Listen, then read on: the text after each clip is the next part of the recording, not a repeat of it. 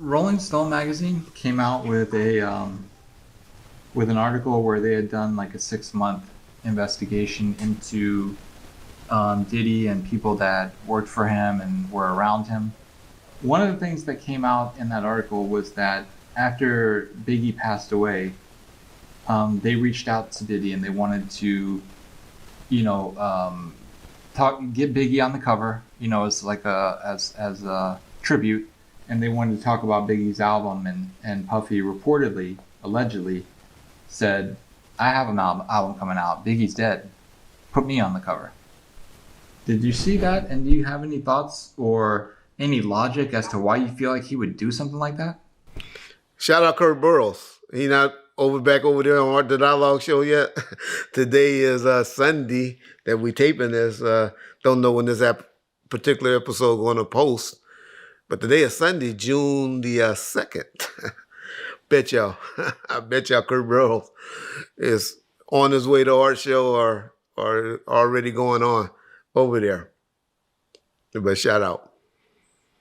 Kurt been laying it out. Kurt Burroughs been on, and he seemed to be pretty sincere or genuine. He kind of hiding some of the things that Christopher Williams get blamed for.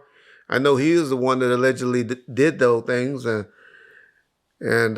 he was Puffy's ride or die, and then they became enemies and had to sue each other, or he had to sue Puff because how dudes do. And they think they the ones, and they try to X you out and kick you out. He did that to our boy Kurt Burroughs. My take would be that, well, Suge Knight told y'all, right? Suge Knight told y'all how Puffy was or is when he said Puffy wanted to be the star. Right? That appeared to be what Puffy agenda was, to be the star. And him blow up and him, be on the magazine covers instead of Biggie. I remember the Rolling Stones, y'all don't know how big that magazine was back in the 90s, especially for urban rappers and stuff like that. They all wanted to be on the Rolling Stones. Tupac's biggest complaint about Papa G, and y'all know Papa G, y'all done heard Papa G interviews, and y'all know how vibrant of a personality he was.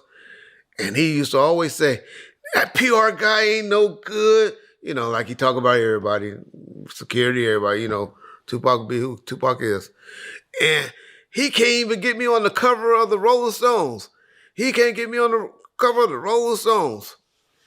And unfortunately, Tupac did get on the cover of the Rolling Stones. But guess what had to happen for him to get on the cover of the Rolling Stones?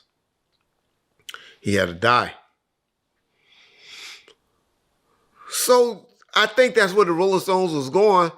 We're trying to get Biggie, They figure, okay, let's get Biggie on the Rolling Stones now.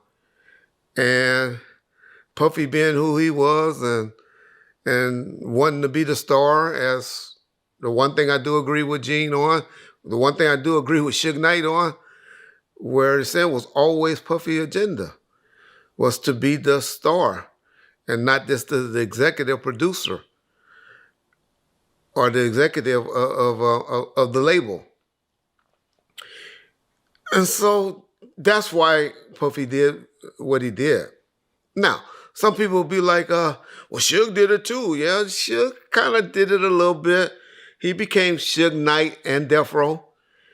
And then on the cover of the U.S. magazine, you remember? He had a big article that was done on him. They followed Suge around for 2 to 3 weeks. I remember it was a female reporter that followed him around. But guess who he put on the magazine cover with him? He put Snoop and Tupac on the cover with him. So I guess that's how Puffy should have at least took it, where it would have been Big and Puff. But Puff obviously wanted to be the star, and we saw it, and that's what eventually happened. And